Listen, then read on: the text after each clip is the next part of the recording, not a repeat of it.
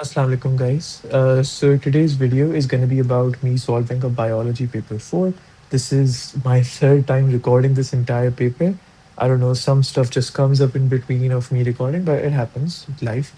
So biology paper 4, this is October, November 2025, paper 4, variant 1, so 41. Now let's look at the first question. Guinea pigs, Cavia porcellus, vary in the length and the color of their fur. So they're telling us that we have guinea pigs in this question, which are different from one another based on the length and the color of their fur. How many phenotypes are they talking about?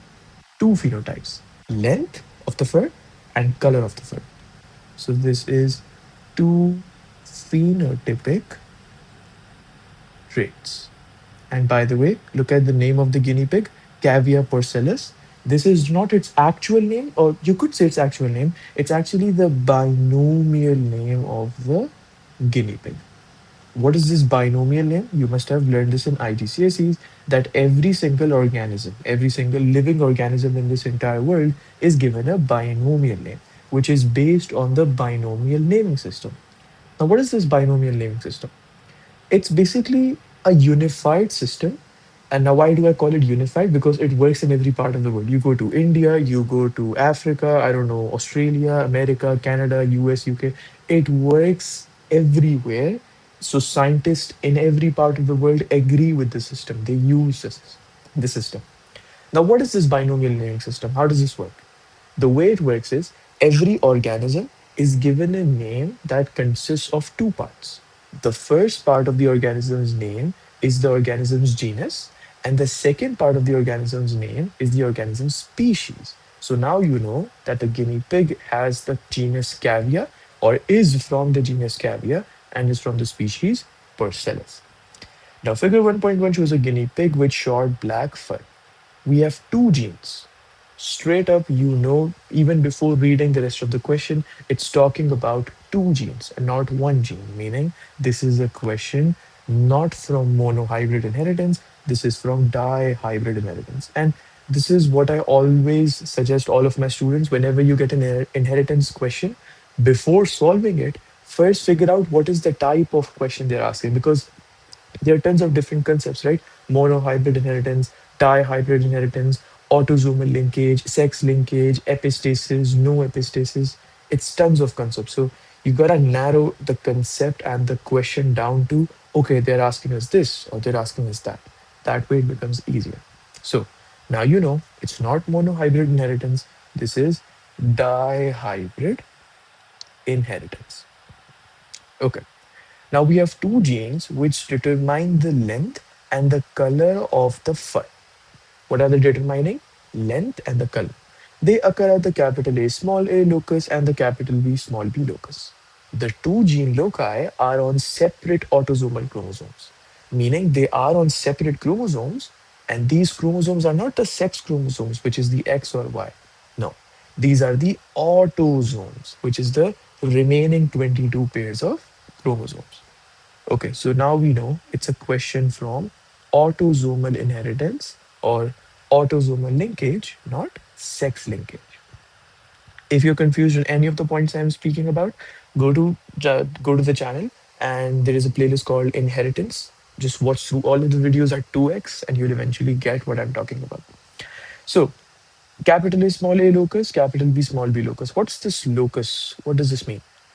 Locus is a fancy word to explain position of the gene. That's the literal definition of a gene locus. It's telling you the position of the gene.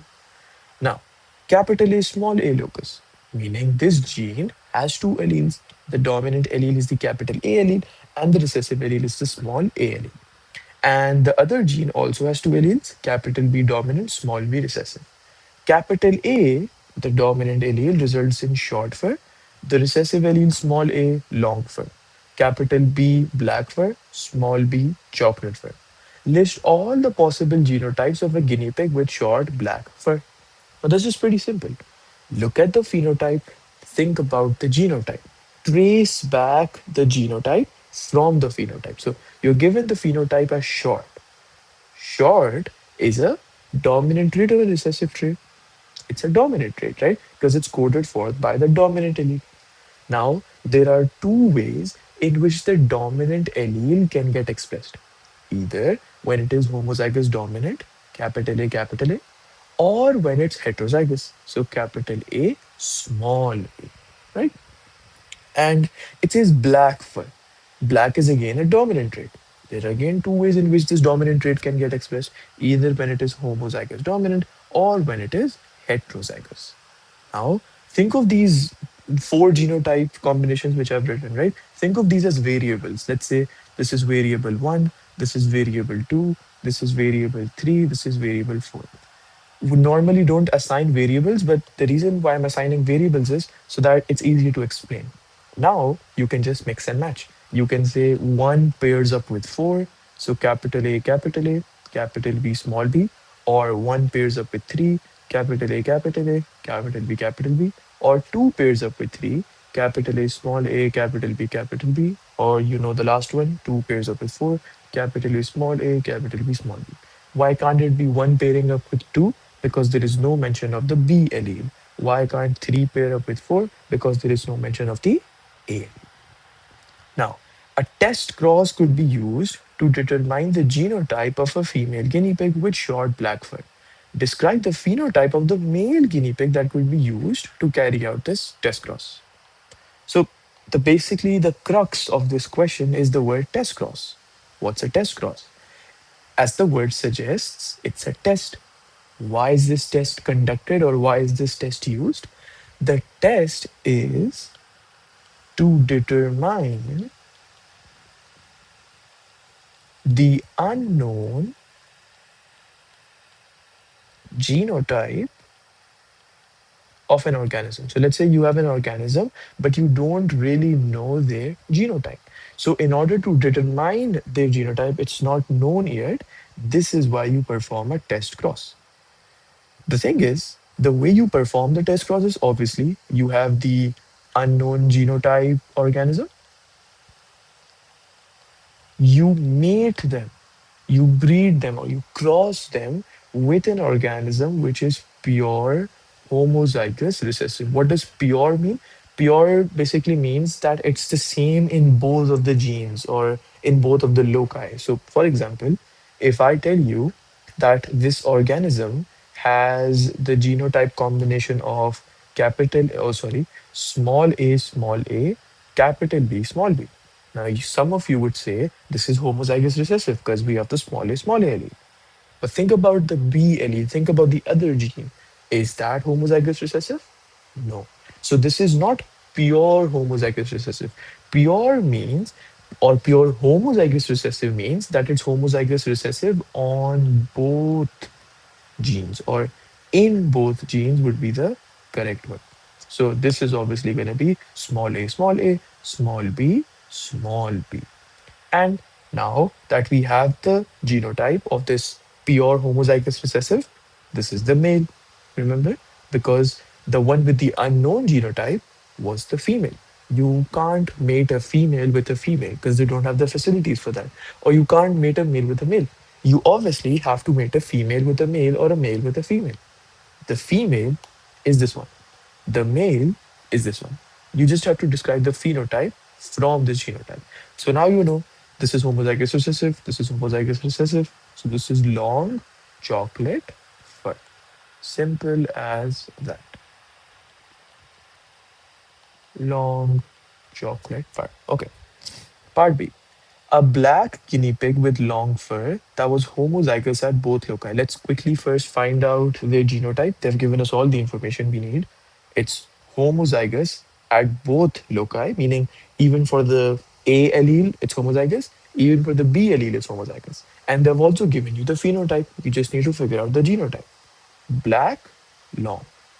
When we use the word black, it means it's the dominant trait.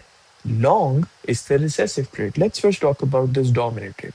Now, if I ask you, what are the two ways in which a guinea pig can have a black color? You would say capital B, homozygous dominant, or capital B, small b, heterozygous. But remember, the question said it is homozygous at both loci, so you can't choose this one, you have to choose this one. Let's do this again. If I ask you what are the two ways, or what is the one way, in fact, in which a guinea pig can have a long fur, that's when the recessive allele is getting expressed. When does the recessive allele gets expressed? When it is homozygous recessive. So you're left with capital B, small a, small a. Write them in alphabetical order. Small a, capital B. This organism is crossed with a chocolate guinea pig with short fur, again homozygous at both loci. So, if you didn't understand the way we found out the genotype for this first organism right here, hold on a minute. We'll do the same method to figure out the genotype for the second organism. So let me just erase this. Yeah. Okay. Oops. Yeah. So it's a chocolate guinea pig. Chocolate is a recessive allele. What is the only way in which a recessive allele gets expressed? If the genotype is homozygous recessive. So basically, break down the genotype into two parts. For the one part for the A allele and one part for the B allele. So chocolate for small b. It can't be homozygous dominant because that would mean that the guinea pig had black fur. It can't be heterozygous because again that means that the phenotype would have been black. So small b. And it's a short fur. Dominant. What are the two ways in which the dominant allele gets expressed? A, when it's homozygous dominant, or B, when it's heterozygous. So it says homozygous at both loci. So you choose this and this. So capital A, small b, small. Okay, now what does this F1, F2, F3 mean? Are these car races? No, absolutely not. F1, F2, and F3 are just telling you the series or the number of generations. So these are the two parents here. When these two parents mate together, we get the F1 generation. Let's say that there are 10 offsprings which are produced in this F1 generation, right?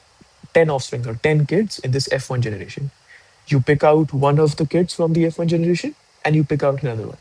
And then you mate them together. So what do they produce? They produce the F2 generation. Let's say these are five kids. Then one kid from F2, another kid from the same F2, they mate together and now you produce an F3 generation. That's how it works. So it says the F1 offspring of this cross had short black fur. Let's first figure out how did that happen. What do we have right now? We just have the genotype of the parents. Let's first try to figure out, let me just write this here again. Small a, capital B, capital E, capital A, small b. Have I written it correctly? Yes. Let's first try to figure out what were the gametes of these parents. Because remember, in order to produce the offspring, we do not require the genotype. We require the gametes of these parents. So, could you tell me what are the possibilities of the different gametes that can be produced from this genotype? It's only one possibility, small a, capital B. Now, why do I say there's only one possibility? Well, let's check. Small a, capital B, small a, capital B, small a, capital B, small a, capital B. If we have both A alleles as the recessive and both B alleles as the dominant ones. So there's only one possibility that we have the small a and capital B allele together in the gamete. Why is this four alleles? Why is this two alleles? You should know this by now. Genotype is 2n and gamete is n. This is diploid, this is haploid. This is two sets of chromosomes, this is one set of chromosomes.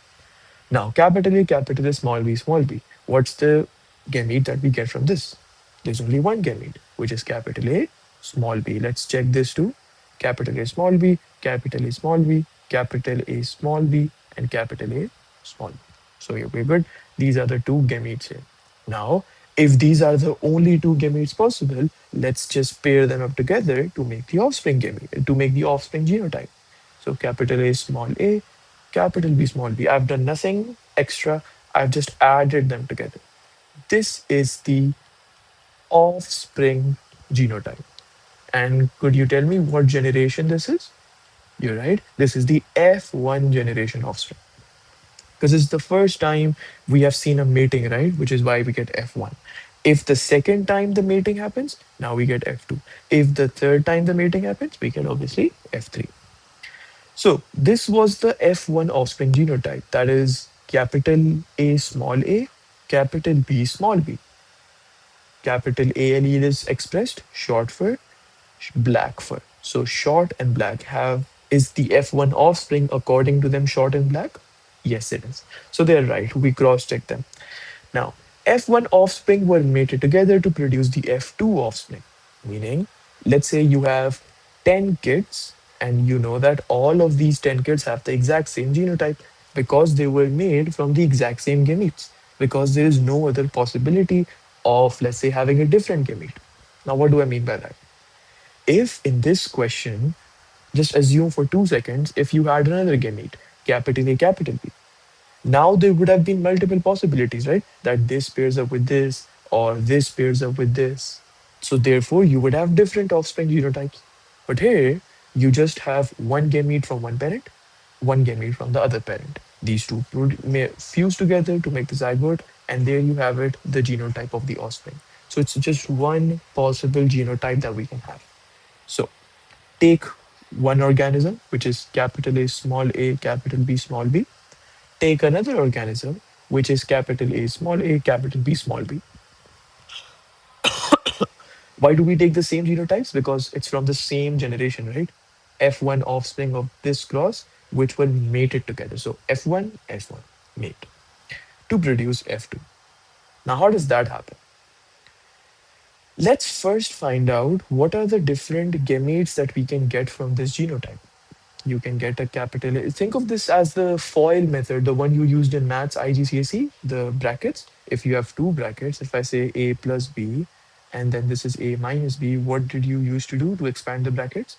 A squared plus AB minus AB minus B squared. That's just expanding the brackets. Same case here. So think of these as brackets. Capital A, capital B, then this goes with this. So you have capital A, small b, then this goes with this. So you have small a, capital B, and then this goes with this. So you have small a, small b. And of course, because the other parent or the other F1 offspring had the same genotype, they have the exact same gametes. Capital A, capital B, capital A, small a, capital B, small a, small b. Let's put them here together because that's what the question is, right? You need to complete the Punnett square to show the cross between the F1 offsprings. So how does the Punnett square work? You write the gametes of the first offspring or the first parent, gametes of the second parent, and these are all of the different possibilities of the offspring genotypes. So capital A, capital B, capital A, small a, capital B, small a, small b. Let me just double check. Yes. So same case here, capital A, capital B, capital A, small a, capital B, small a, small b. And now you just pair them up together. So this goes with this. So capital A, capital A, capital B, capital B. Then this goes with this. This goes with this. Just keep double checking after you're done writing every single organism's genotype or offspring's genotype. Right, this is all good. And this is all good. Then capital A, small a, capital B, small b. This is small a, this is pretty easy, small b. Capital A, small a, capital B, small b, capital A, small b. Then small a, capital B, small b. Don't worry, you're gonna get quicker at this the more you practice it. So capital A, small a, capital B, capital A, small a, capital B, small b, small a, capital B, small b. Oops. See, almost made a mistake. Yeah. Okay. I'm just gonna keep my mouth shut. I'm gonna do this quickly.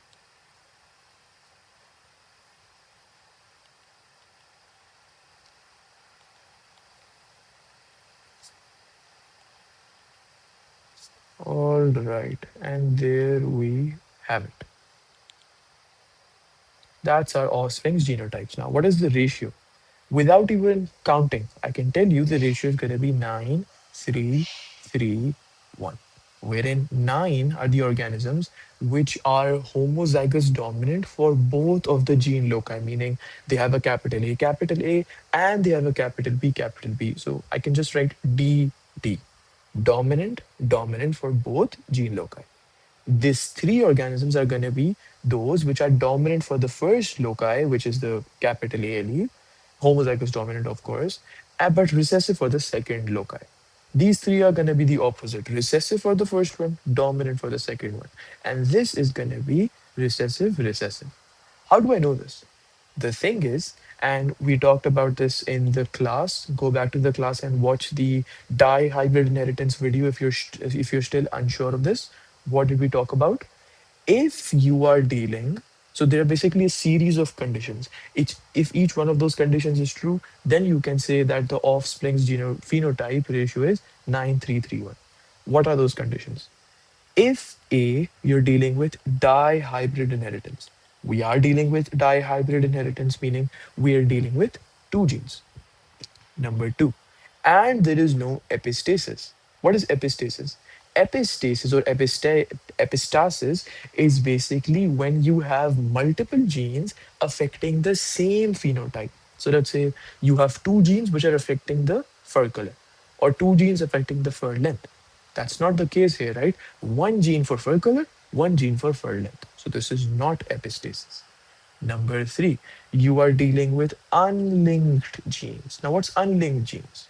It's basically the genes or two genes that are on separate chromosomes. It's not on the same chromosome. So it's not like this is one chromosome, this is another chromosome, this is the first gene loci, which I've represented by a line, and this is the second gene loci. It's not on the both gene loci are not on the same chromosome. It's on different autosomal chromosomal pairs. So this is unlinked genes.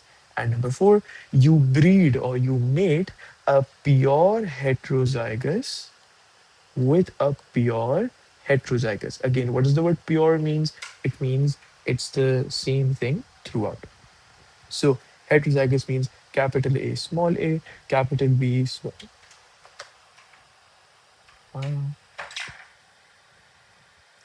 What does pure hetero mean? Pure basically means it's the same throughout. So heterozygous basically means capital A small a, capital B small b. You see, it's heterozygous for the first gene or the first loci, and heterozygous for the second loci as well. So pure hetero with pure hetero. And isn't that the case here?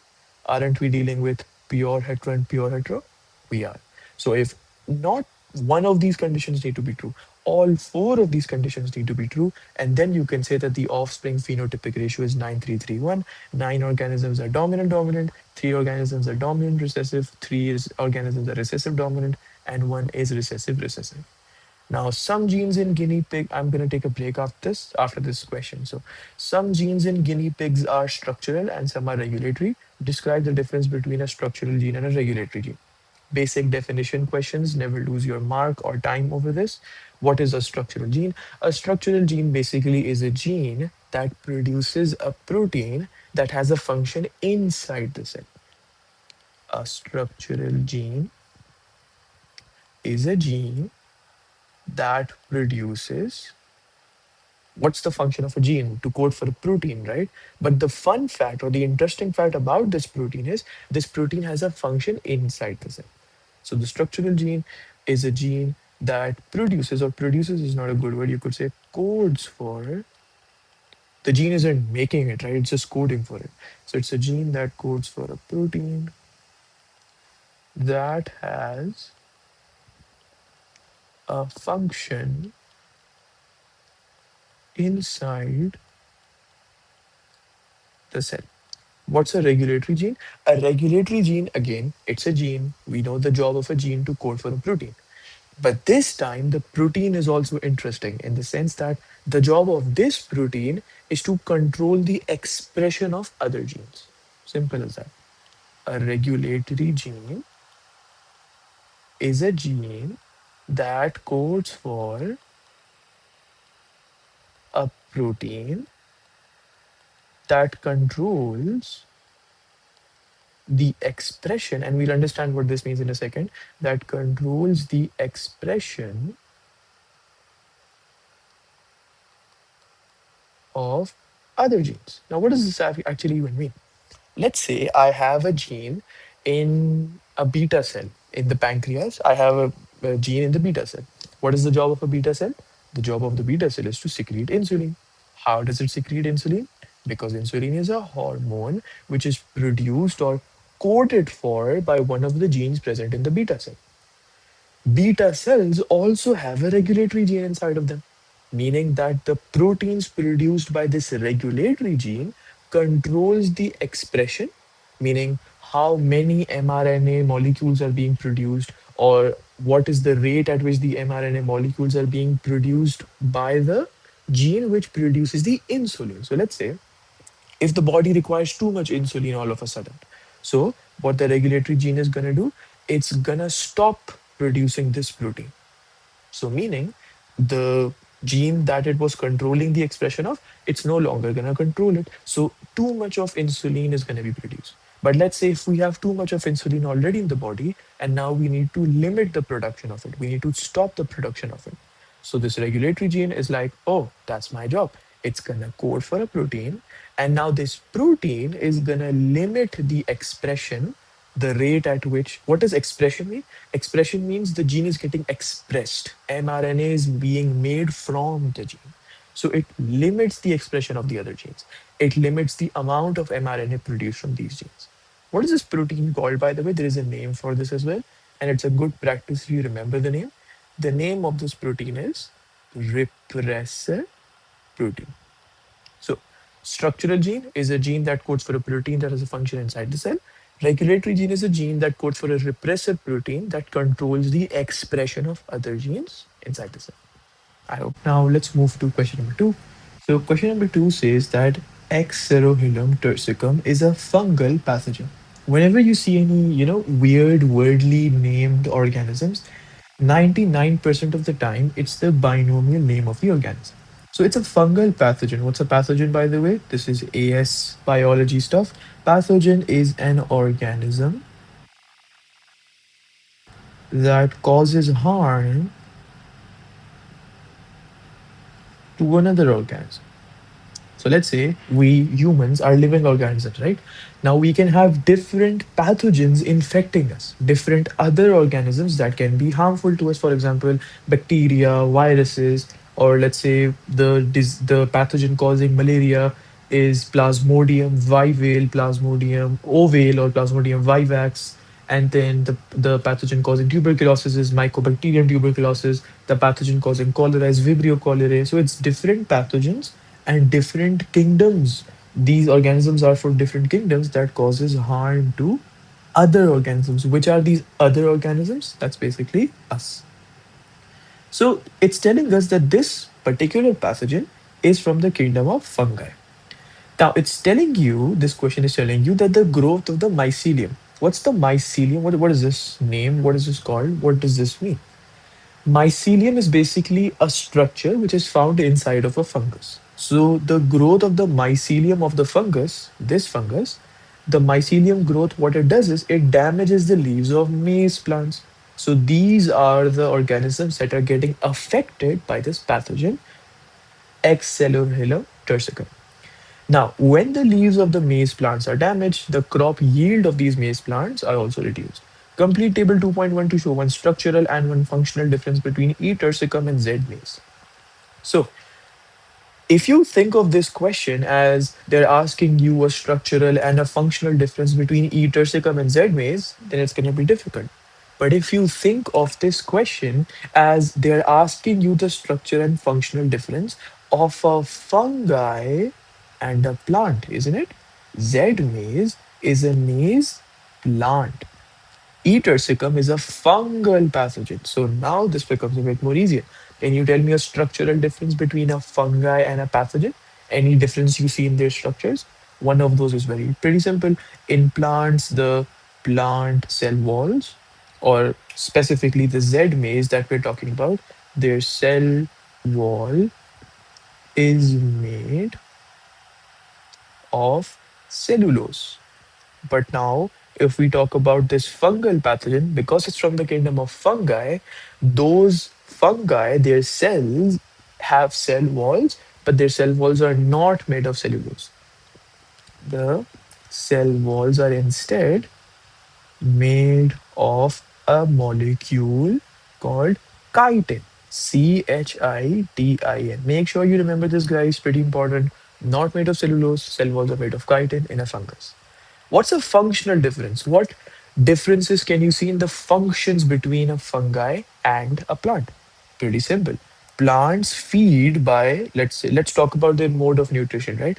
Plants feed by autotrophic nutrition, and I'm going to explain what this word means in a second. Whereas this fungi, Etarsicum, feeds through saprophytic nutrition. Like, let's understand this. Whenever in the exam you are asked to write down or you choose to write down the different modes of nutrition, you need to remember that there are three modes of nutrition. Number one, autotrophic. Number two, heterotrophic. And number three, saprophytic. Let's understand each one of these. Autotrophic nutrition is when the organism is making their own food. So, are plants autotrophic? Yes, they are, because they make their own food with the process of photosynthesis. Now, we humans, or let's say lions, or foxes, or giraffes, all of these are heterotrophic because they feed on other organisms for food. So, let's say chicken, and then cows, and then grass. They feed on other living organisms for food. They hunt basically other living organisms for their food. Saprophytic is similar to heterotrophic, but saprophytic is different in the sense that this is the type of nutrition wherein the organism is feeding on dead cells. So it's feeding on another organism, which is heterotrophic.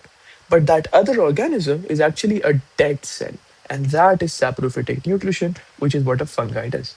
Like I said, saprophytic is more or less the same as heterotrophic. So in your answer, you can also write heterotrophic mode of nutrition in this case. But for whenever you talk about fungi, a basic rule of thumb is saprophytic is a much better word than heterotrophic. But this is acceptable too.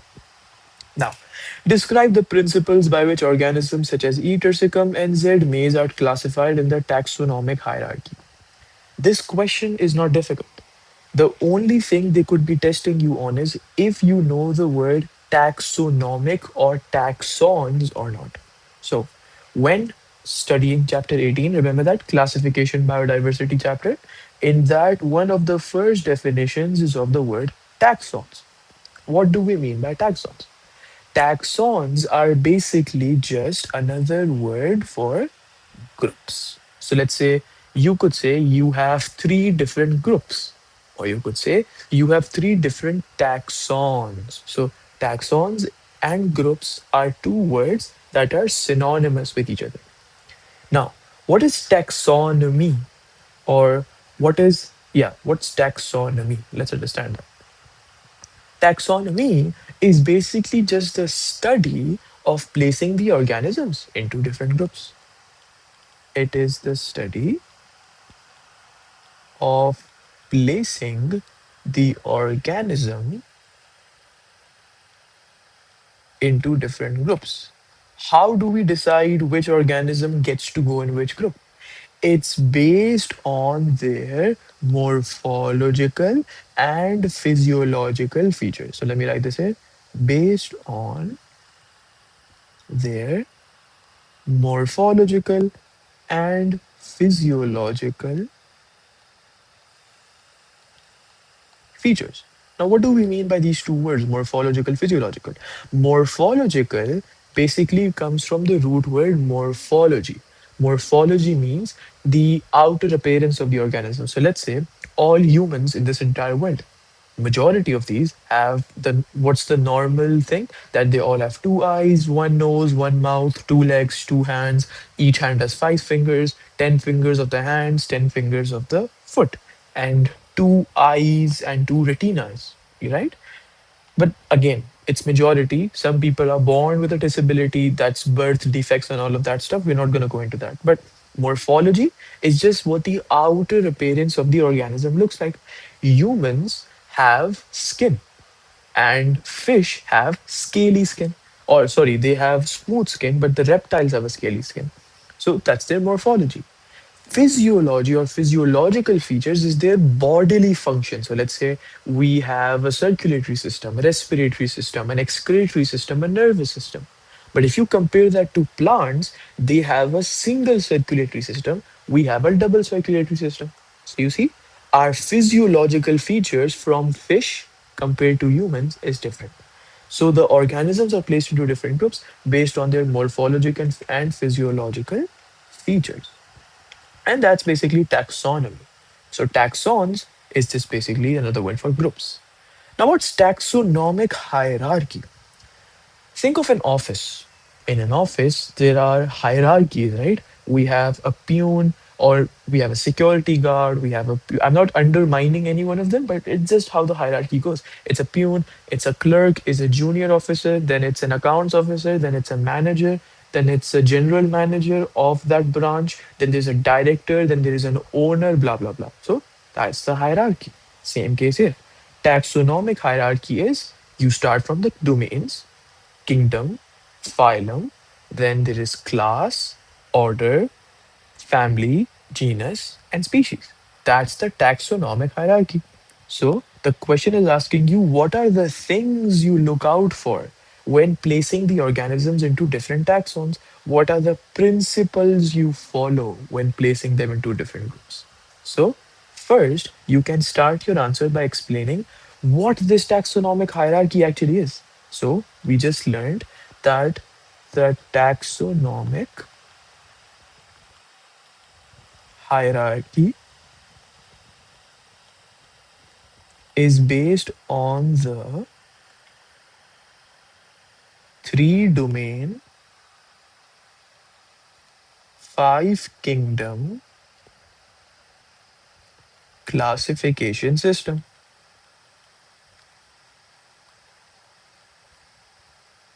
If you're still not sure of what this three domain five classification system is, let's clear this up. Basically, there are three types of domains you should know about. There is the domain eukarya, then there is the domain bacteria, and then there is the domain archaea. Every living organism on this planet is present in one of these three domains. These three domains then further branch out into five kingdoms. One very important thing to note, it's not a domain branching out into kingdoms. So it's not like eukarya branches out into five kingdoms, bacteria branches out into five kingdoms, archaea into five kingdoms. It's not separate.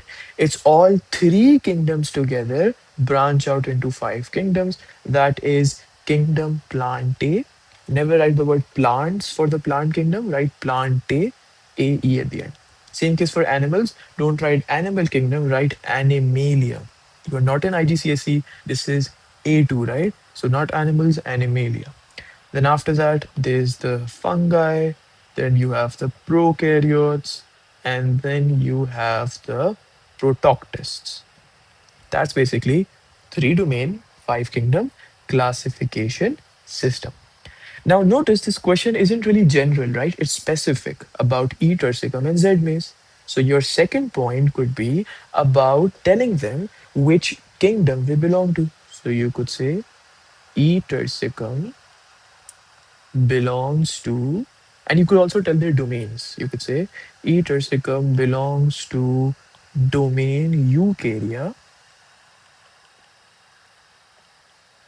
and fungi kingdom, while Z maize, you don't have to write their entire binomial name. You could write the abbreviation Z maize.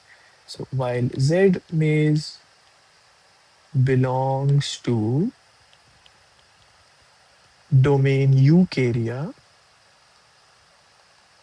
of course, because there are plants, right? They're in domain Eukarya and the Plantae kingdom. And something we talked about, that the organisms are differentiated, or you could say they're put into different groups based on similar morphological and physiological features. That's what you look out for, right? If two organisms have similar morphological features or similar physiological features, then you're like, oh, let's put them in one group, let's put them in one taxon. That's the principles which you use. So the organisms are grouped based on similar morphological and physiological features. All right. And now the last one. Now this last point is a bit technical. So you start from domains, right? And then you go to kingdoms. Then after kingdoms you have phylum. Then you have class. Then order. Then we have family. Then we have genus. And then we have species. There's a mnemonic which you could use to remember, which is King Philip came over from Greece state. Now, how do you use this mnemonic? Let me explain. King, the first letter of the word king is K, which is kingdom. P for phylum, C for class, O for order, F for family, G for genus, S for species. King Philip came over from Greek state. Sadly, domain word is not included in this mnemonic. You're gonna have to remember that separately. So, the point which I need you guys to understand is the more you go down this order, the more you go down this taxonomic hierarchy, the similarities, the similarities, you could say morphological similarities or physiological similarities between the organisms increase. Let's prove that, right? Let's take a real example. So, let's say I have kingdoms, right? Now there is an Animalia kingdom. In this Animalia kingdom, we have humans, then we have crabs. I'm just taking random animals. So humans, crabs, then we have fish, and then we have reptiles. Okay. Now, as soon as we go into phylum, you must have learned this in IGCSEs. There are two types of phylums when we talk about the animal kingdom. There is the phylum vertebrates. There is the phylum arthropods. There are more phylums apart from this, but these are the two you have learned. Phylum vertebrates and arthropods. So basically, every animal that has a backbone, that's a vertebrate, comes under phylum vertebrate. And any animal that does not have a backbone comes under phylum arthropods. So humans have a backbone, phylum vertebrate. Fish, phylum vertebrate. Reptile, phylum vertebrate. Crabs don't have a backbone. So phylum arthropod. You see, first humans, crabs, fish, reptiles were in the same kingdom. But when we went down to the phylum, the crabs got separated. Now let's go down. Class. As soon as we go down to class under phylum vertebrates, there is a class fish, there is a class reptile, there is a class mammal. You see, until phylum, human, fish, reptiles are together. As soon as you went down to the different classes, reptiles have their own class called class reptiles, fish have their own class called class fish, mammals have their own class called class mammals. So every organism keeps getting separated. You keep getting paired up with a more and more and more similarly looking organism or an organism with similar functions. You could say more closely related to you the more you go down this hierarchy. So you could say the morphological and physiological, I messed up the spelling here, but yeah, the morphological and physiological similarities increase as we go down the taxonomic hierarchy. All right, and that's your 4 marks right there. So let's look at part B. It says two inbred varieties of maize. Two inbred varieties. Varieties basically being types of maize plants, which is SKV50, that's the first type of maize plant, and CML153 were crossed together. They were mated together. The resulting F1 hybrids were self-crossed, meaning let's say you get two F1 offsprings, right? You take that first F1 offspring, you take the second F1 offspring, and then mate them together. So that's like a self cross, right? So the self crossing happens to produce an F2 offspring. The F2 plants were grown, and the percentage area of leaf damage caused by E. tursicum was measured. Remember, E. tursicum is a fungal pathogen which damages the leaves of the maize plants.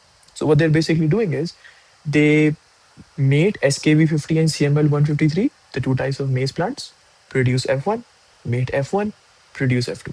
In F2, they grow them and measure the area of the leaf damage in terms of percentage. The leaf damage was caused by E. tursicum, the fungal pathogen. Figure 2.1 shows the results for the F2 generation. The arrows show the mean percentage area of leaf damage for the two parent varieties. So basically, it's telling you SKV50. This variety of maize plant had a, let's say, 22% area of leaf damage, whereas the CML153 variety had, let's say, 56, because this is 55, so 56, 57, 58, 58% of leaf damage. Explain how figure 2.1. Whenever you see a phrase like this in the question, it means you have to explain using your own knowledge, but using some of the values in the figure. The picking out the values from the figure and writing them in your answer carries 1 mark. So explain how figure 2.1 can be used to determine which parent maize variety shows the greatest resistance to infection by E. tursicum. Okay, let me ask you this. Let's say we're talking about antibiotics, the antibiotics and a bacteria. Now, if there is a bacteria which is resistant to that antibiotic, is it gonna get affected by that antibiotic? No, because it's resistant to them. But let's say we have a bacteria which is not resistant to that antibiotic. Is that going to be affected by that antibiotic? Yes, the antibiotic is going to destroy that bacteria because that bacteria is not resistant. The same exact case applies here. If the resistance is high, if the resistance against E. tursicum, that fungal pathogen, if the resistance is high, the damage is going to be low. But if the resistance is low, the damage is going to be high. So you have to tell which parent maize variety shows the greatest resistance. Can we say this basically means which one shows the lowest damage, right? Greater resistance, lower damage. And how do we know which one's the lower damage? It's of course SKV50. Because if you look at the x-axis, what is this? Percentage area of leaf damage. SKV50 plants had only a 22% damage to their leaves out of 100%, whereas CML153 had 58% out of a total 100. 58% of the area of the leaf was damaged. So, which one was more resistant? SKV50 was more resistant. So, you're gonna write a greater resistance means, so first use your knowledge, right? The what we just talked about. A greater resistance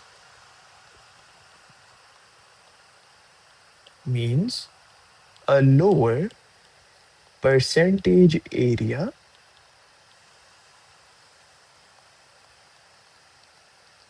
of leaf damage.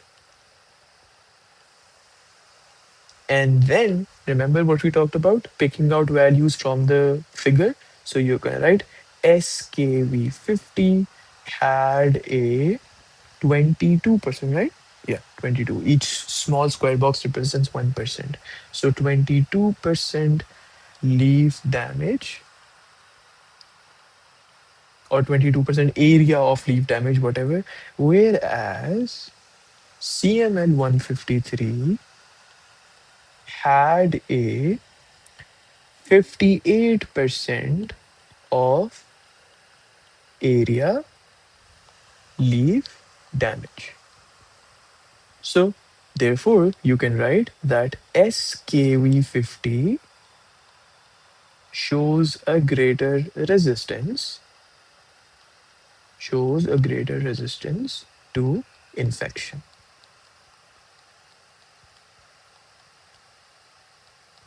All right, let's move on. Part B. State the name of the type of variation shown by the maize F2 generation. Take a look at this type of variation. Now, In your syllabus, there are only two types of variation: continuous, discontinuous. What's the difference? What's the main difference between these two? There are several differences, but what's the main one? Continuous variation is when you have a range of values to play with. Hence why the word is continuous. The variation between the organisms is continuous. So let's take an example. Let's say you're comparing and measuring the height of different children in a class. It's not going to be exact, right? It's not going to be separate categories that, oh, there are 25 children which have a height of 1.6 meters and 30 people or 30 children which have a height of 1.55 meters. It's not going to be like that. Some children will have a height of 1.5. Some will have a height of 1.503. Some will have a height of 1.513. Some will have a height of 1.627. So you see, it's a range of values. And when you're dealing with a range of values, that's continuous variation. Are we dealing with a range of percentages? Yes, we are. It's starting from 20, ending at 60. Discontinuous variation is when you have categories. So let's say blood groups. Blood groups can be on only four types, right? Blood group A, B, O, and AB. There's nothing in between. It's separate groups, it's separate categories. This is why this type of variation right here is continuous variation. Okay. State the genetic basis of the type of variation shown by the maize F2 generation. What is their genetic basis? Now, this is basically a question you have learned the answer for. Let's try to explain this again. When we talk about continuous variation, right, it means you have a range of values. You don't have separate categories. The genetic basis is actually the fact that you have many genes which are affecting the same phenotype. So in this case, what's the phenotype? What is the thing you are measuring? Or what is the observable feature? The percentage area of leaf damage. The genetic basis of this continuous variation is that we are assuming that we have multiple genes affecting this same phenotype. Number one, multiple genes affecting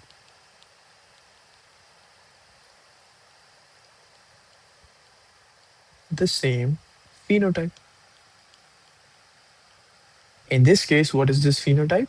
So, i.e., the percentage area of leaf damage.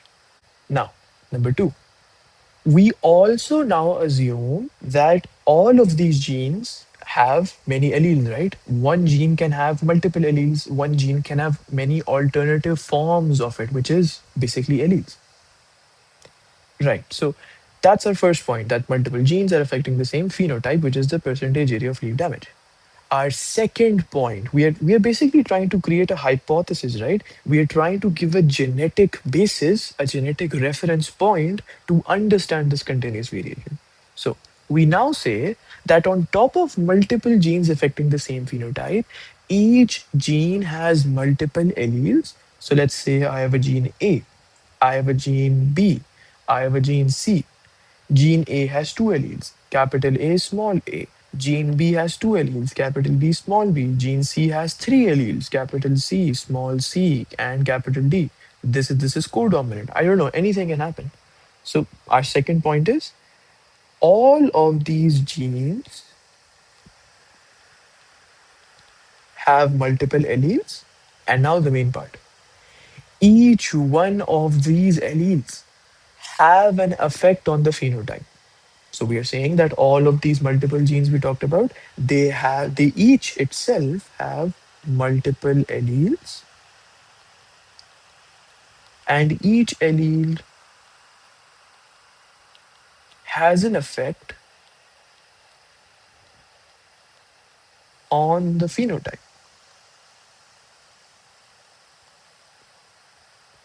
And now the last point. Have you ever heard the saying, too many cooks spoil the broth?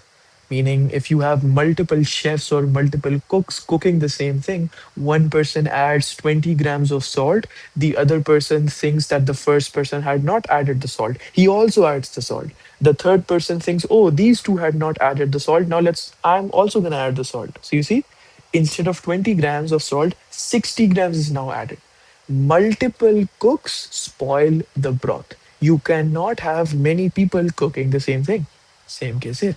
You cannot have many alleles affecting the same phenotype. But sadly, that's the case in this case. So each allele has an effect on the phenotype. But think about it. Is every single allele gonna have a big effect or a small effect? It's multiple alleles and it's just one phenotype. So every allele is gonna have a small effect, right? Let's say 1%. It's contributing to 1% of the phenotype. The next allele will contribute 1% of the phenotype. The next allele will contribute 1% of the phenotype. So many alleles. Each allele has a very small effect on the phenotype.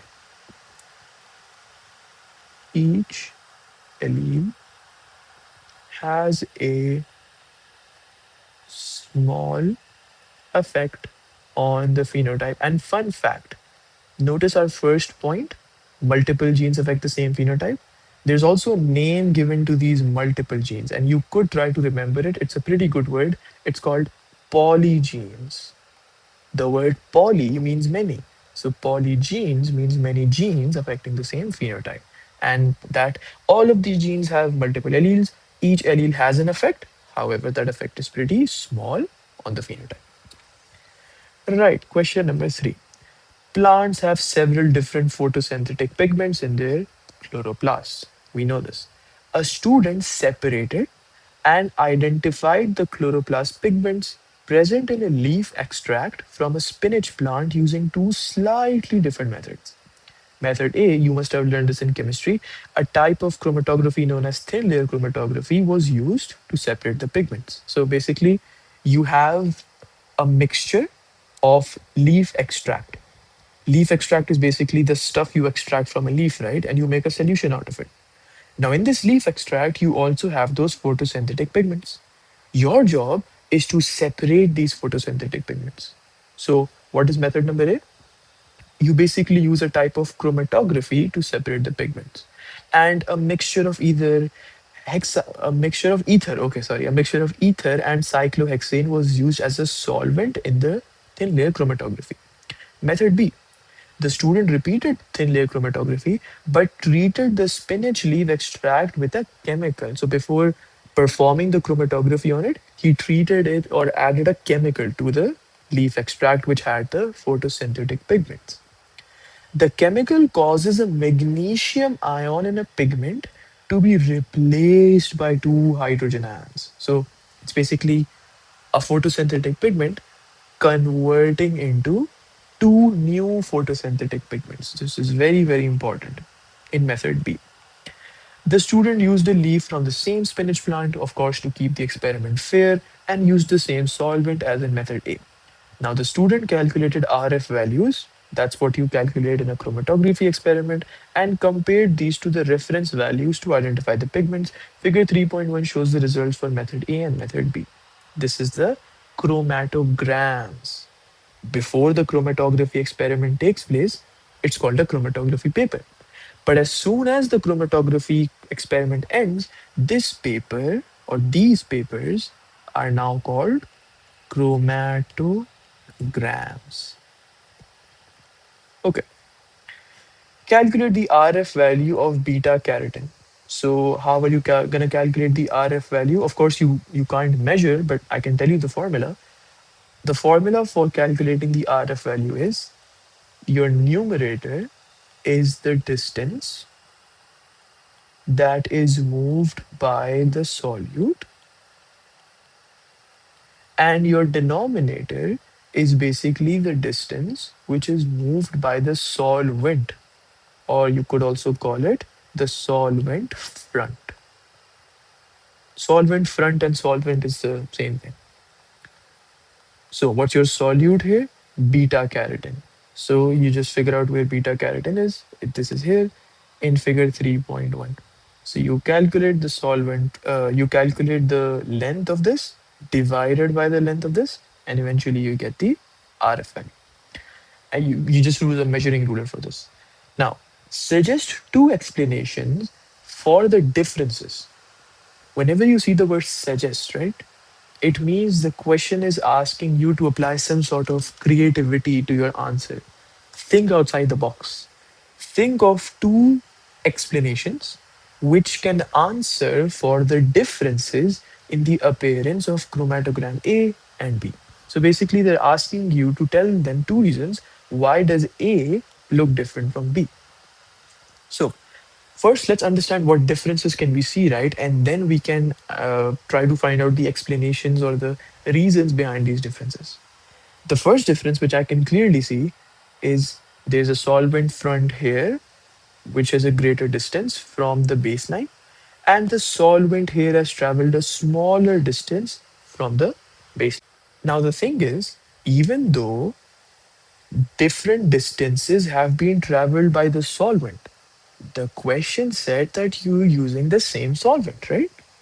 Method A, you use ether and cyclohexane as a solvent, and method B, the the same solvent is used as in method A.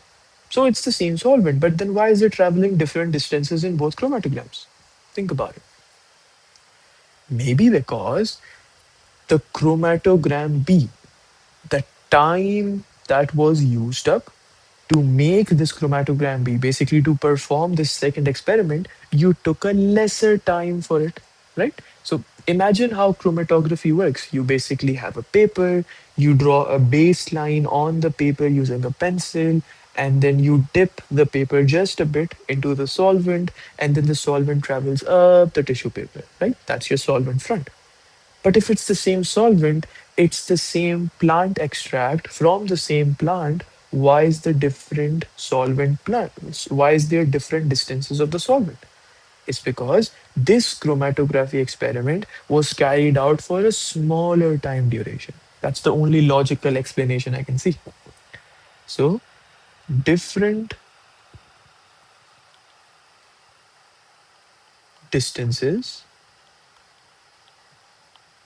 moved by the solvent front. See, that's creativity, right? This experiment was performed for a shorter amount of time. This one was performed for a longer amount of time. That's creativity right there. So that's why they use the word suggest. So it's an application question. You're going to have to use some brain IQ, some brain power to get this. So different distances moved by the solvent is possibly because the second experiment, the experiment in which you produce the chromatogram B, the second experiment was carried out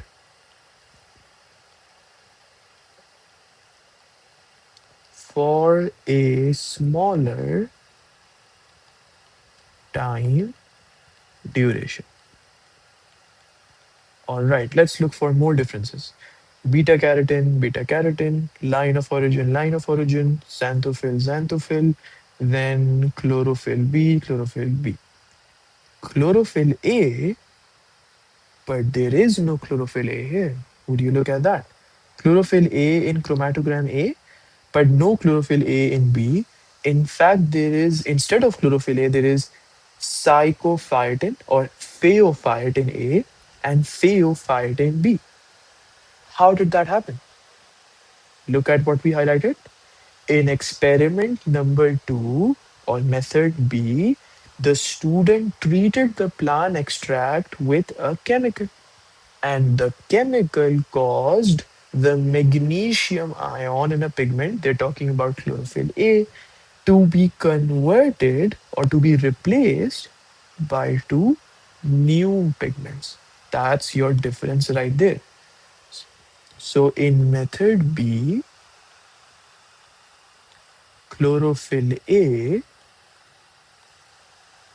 was converted to, let's get the spelling right, PHAEO PHAEO phytin A and phaeophytin B. You don't have to write the reason why this was converted. They already gave you the reason in the question. It was because of a chemical. So it was converted to phaeophytin A and phaeophytin B. This did not happen in method A. That's the second difference between A and B. Experiment A and experiment B. This does not happen in method A or chromatogram A. Now, the student found some different RF values. The student found some different RF values for the chloroplast pigments of the spinach in a scientific paper. So, he's not talking about the RF values which he found. He's talking about the RF values which he found in a scientific paper. The values in the scientific paper were different from the reference values which he used to identify the pigments on chromatogram A and B. So understand the question. There's three RF values. There are three characters in this story, right? One RF value is the experiment, right? What he calculated. The second RF value is the reference value he used to identify these pigments, the known RF values. And the third RF values are those in the scientific paper.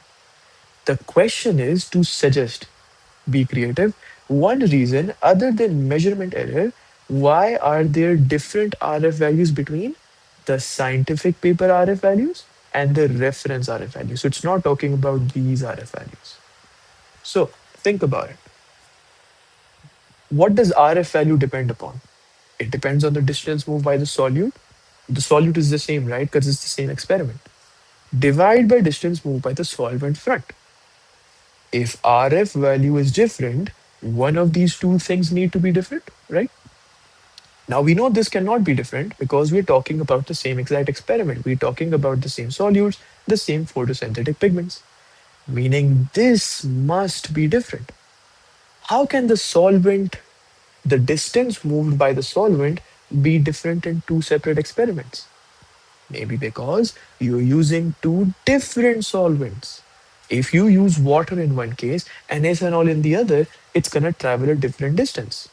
The denominator value is going to be different. RF value is going to be different. So we could have been using different solvents. Now there are many other answers to this, I believe. Uh, as per my thinking, you could also say there's a different temperature used, or you could say there's a different pH used. There are different things which affect the distance moved by the solvent, right?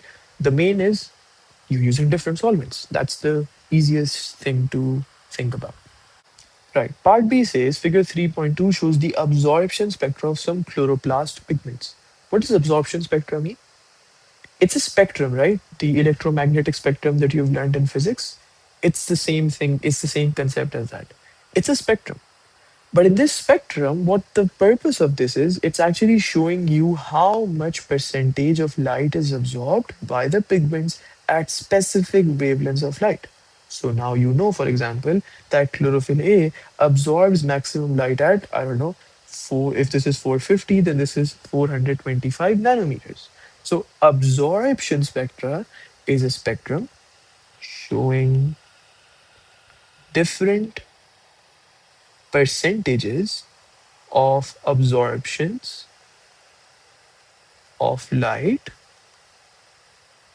at different wavelengths, right? You can find out the absorption amount of light, how much light was absorbed here, or here, or here, or at this wavelength, or at this wavelength. So different percentage absorptions of light at different wavelengths. And notice you're dealing with three photosynthetic pigments here.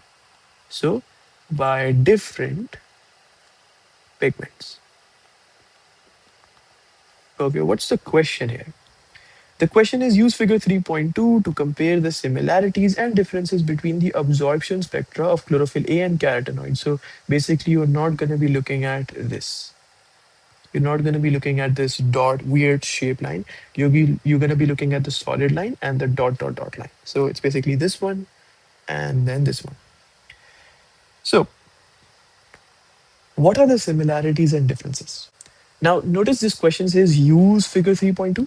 meaning you're gonna have to use some of the values in the figure and put them in your answer, just like a normal graph question works, right? So if we look at 400 to 450, you gotta look at different parts of the graph to get your different points. So if we look at 400 to 450, which pigment do you think absorbs a greater wavelength of light? Is it chlorophyll A, or is it this carotenoids right here? So 400 to 450 is this one, and then 400 to 450 is just this one. This is chlorophyll A, this is carotenoids. Which one absorbs a greater range of wavelengths? It's chlorophyll A. So not a greater range of wavelengths, it's the same range, 400 to 450. It's greater absorption of light. So chlorophyll A, you could say, absorbs more light. You're looking for similarities and differences, right? Here's one difference, that chlorophyll A absorbs more percentage of light than carotenoids. What's the spelling? Carotenoids, okay. Carotenoids in the 400 to 450 nanometer wavelength. However, if you now look at, let's say, 450 to, let's stop somewhere here, or let's go to 550. If you go from 450 to 550, take a look at chlorophyll A. Chlorophyll A is this, whereas the carotenoids are this. So which one absorbs a greater percentage of light from 450 to 550 nanometers of wavelength? It's the carotenoids. So carotenoids absorb a higher percentage of light than chlorophyll A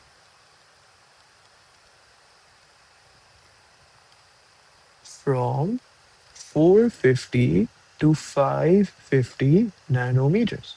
Right, point number three. So we got two differences, and this is a question for 4 marks. So either you can write two similarities, two difference for total of 4 marks, three similarities, one difference, one similarity, three difference. You can't say 0, 4, 4, 0, because there needs to be at least one of both, because they have used the word and in this case. Okay, look at from let's say, I don't know, 550 to 600. Yeah, look at from 550 to 600. This is where you have the least amount of absorption of chlorophyll A and of the carotenoids as well, right? Carotenoids are almost negligible. You can't really even see them here. And chlorophyll A is also pretty less. So you're gonna write both photosynthetic pigments, both photosynthetic pigments absorb a very low percentage, or you could even say no percentage, because can you really see the carotenoid line here? You can't. This line is for the chlorophyll B, not the carotenoids. You can't even see them. And chlorophyll A is also so small, right? It's way too small. So both photosynthetic pigments absorb a very low percentage of light from which wavelength to which wavelength. So this is from, you could say, 500, this is 550, right? So 505, 510, 515, 520, 525, 530. So 530 up until, you could say, 600. From 530 to 600 nanometers. Why did I choose 600 nanometers? Because 600 is like a whole number, right? That's a better number to choose. Always just choose whole numbers when picking out values from a graph.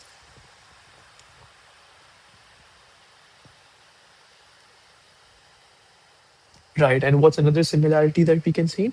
If you take a look at 400 to 475, you can see both photosynthetic pigments are absorbing light, right?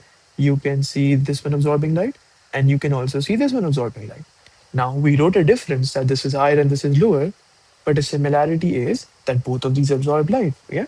If both don't absorb light in this case, they do absorb light in this case. So both photosynthetic pigments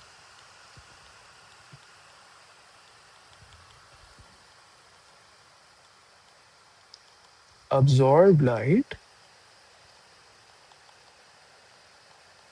in the 400 to 475 nanometer wavelength. This is basically the symbol for wavelength you must have learned in physics, or you could also write the word wavelength as well, not a problem at all. So that's our 4 marks right there. Now, in some species of plant, the absorption of light stimulates seed germination. The absorption of light increases the production of gibberellin in the embryo of a seed. Describe the role of gibberellin in the germination of a seed.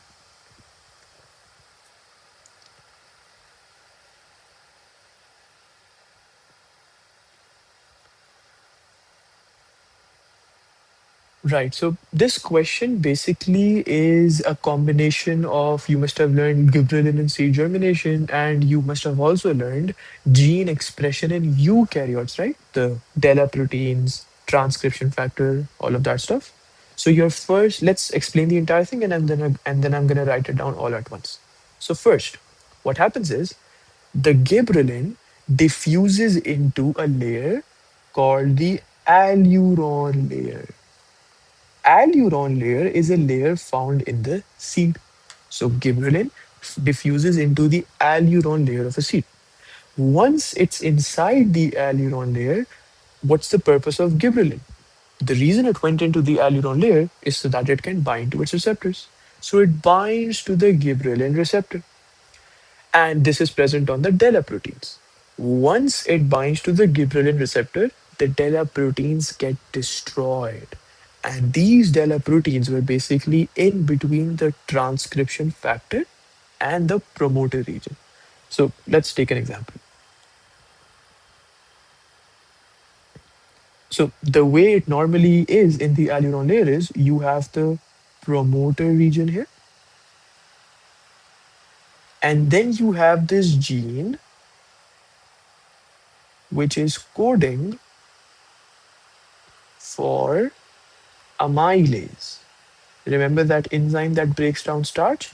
The gene that codes for amylase is present right here. Now we know that, let me just try to draw a better version. So this is a big rectangle. Yeah, this is much better now. So this is the promoter region, and this is the gene coding for amylase. Now you must have learned the promoter region is the region where the RNA polymerase binds to, and then it moves across in order to transcribe or perform the transcription of this gene. But the RNA polymerase binds to directly the promoter in prokaryotes. In eukaryotes, there's basically something called as a transcription factor. It's basically something with a bit of a triangle on top. That's the receptor. That's the shape which the RNA polymerase actually binds to. So this is the promoter region. Sorry, this is the now when we talk about the RNA polymerase, it directly binds to the promoter in prokaryotes, but this is about eukaryotes. So in this case, when we talk about gene expression in eukaryotes, you must remember that on top of the promoter, there's basically a transcription factor. The RNA polymerase binds to the transcription factor, but there's a problem. Normally, inside of this alluron layer, we have this big circle thing in between, and there is a receptor on top of it. And then there's the transcription factor on top of it. You see, the transcription factor is not being able to join with the promoter because there's something blocking it in between.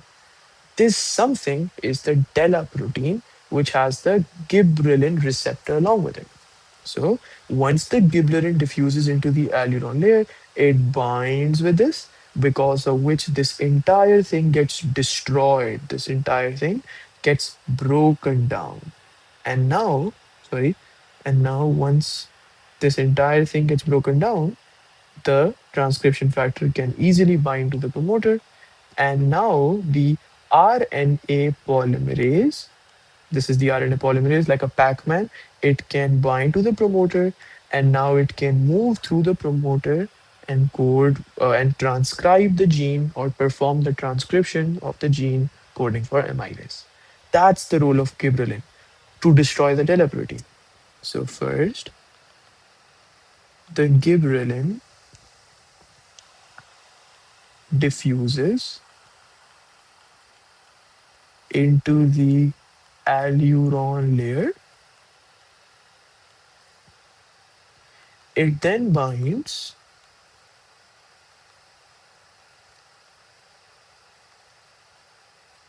with the gibberellin receptor that causes the breakdown of delta proteins. And don't need to remember the full form for Della proteins. You could just write them all in capital DELLA, Della proteins. Now, once these Della proteins have been broken down, the transcription factor can now bind to the promoter region,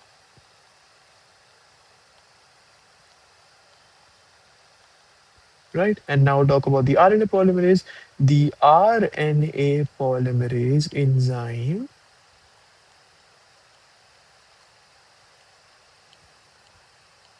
now binds with the transcription factor. It never directly binds with the promoter. That's in prokaryotes. Don't confuse the two. So now it binds with the transcription factor,